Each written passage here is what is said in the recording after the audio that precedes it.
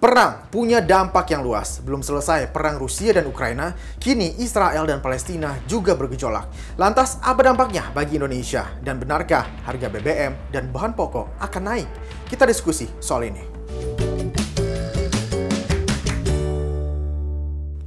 Israel terus membombardir Gaza. Serangan tidak mengenal waktu. Pagi hingga malam, ledakan datang silih berganti. Kini muncul kekhawatiran akan dampak perang Israel dan Palestina. Mulai dari BBM hingga bahan pokok seperti beras, harganya dikhawatirkan akan terus naik. Ya, memang yang dikhawatirkan banyak pihak terjadi anomali atau kenaikan harga minyak mentah secara signifikan. Dan ini mengingatkan kembali pada krisis minyak, misalnya karena perang Irak ataupun perang Timur Tengah pada tahun 1973. Tapi harapannya ketika harga minyak mentah naik, naiknya tidak terlalu tajam, tapi perkiraannya bisa mungkin berkisar 90 sampai 95 dolar per barel.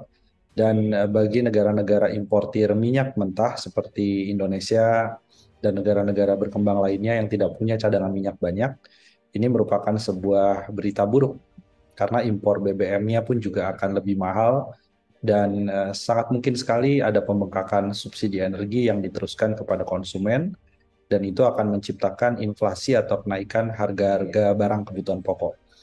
Imbasnya juga sudah mulai terlihat pada pelemahan nilai tukar rupiah yang sangat berdampak sekali nantinya pada beberapa stabilitas, salah satunya stabilitas dari sisi devisa, kemudian juga stabilitas dari harga-harga kebutuhan pokok, barang-barang impor yang ada di Indonesia. Jadi secara sederhana, konflik Israel-Palestina bisa buat harga beras semakin mahal. Perang Israel dan Palestina dinilai memperburuk perekonomian dunia, apalagi jika ada campur tangan negara lain. Amerika Serikat, Inggris, Prancis, Jerman, dan Italia kini kompak mendukung Israel dalam menghadapi Hamas. Amerika bahkan mengirimkan salah satu kapal induknya ke Laut Mediterania untuk membantu Israel menghadapi Hamas. Hal ini dinilai memperburuk kondisi ekonomi dunia yang belum pulih saat perang Rusia-Ukraina masih berlangsung dan pasca pandemi COVID-19.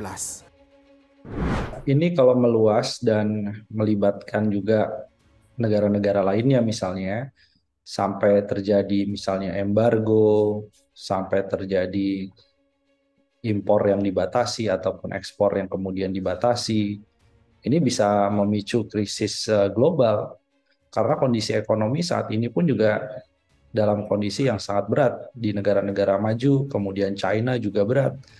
Tapi ditambah dengan konflik geopolitik setelah Ukraina Rusia, ada Israel Palestina, ini tentunya menjadi kabar buruk bagi seluruh indikator pemulihan ekonomi, mau bicara daya beli, mau bicara konsumsi sektor industri manufaktur misalnya. Ini banyak yang akan terpengaruh dengan adanya gejolak konflik. Lalu apa peran yang harus diambil Indonesia agar ketegangan antara Israel dan Palestina bisa meredah?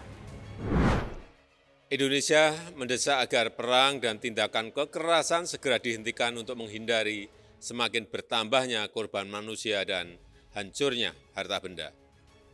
Karena eskalasi konflik dapat menimbulkan dampak kemanusiaan yang lebih besar. Saya minta Menteri Luar Negeri dan jajaran kementerian terkait segera mengambil tindakan cepat untuk melindungi WNI yang berada di wilayah konflik. Akar konflik tersebut, yaitu pendudukan wilayah Palestina oleh Israel, harus segera diselesaikan sesuai dengan parameter yang sudah disepakati PBB. Ya, tentu Indonesia dengan sikapnya yang secara tegas ya memberikan pembelaan terhadap Palestina tidak akan pernah berhenti.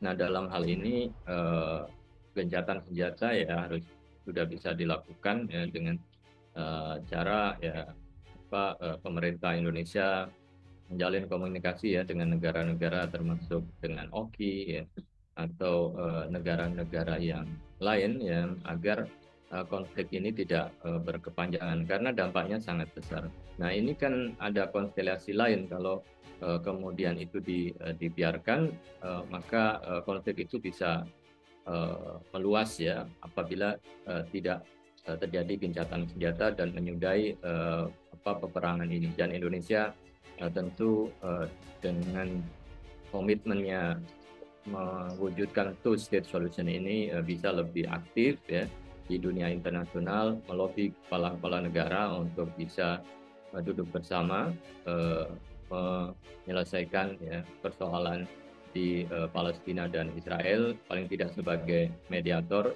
dengan negara-negara besar lainnya yang tidak berpihak. Peran Indonesia tentu ditunggu untuk menengahi konflik antara Israel dan Palestina. Gencatan senjata harus dilakukan. Selain karena alasan kemanusiaan yang jadi hal utama, pertimbangan ekonomi juga harus dikedepankan. Saya Zeki Rahmat pamit. Terima kasih. Sampai jumpa.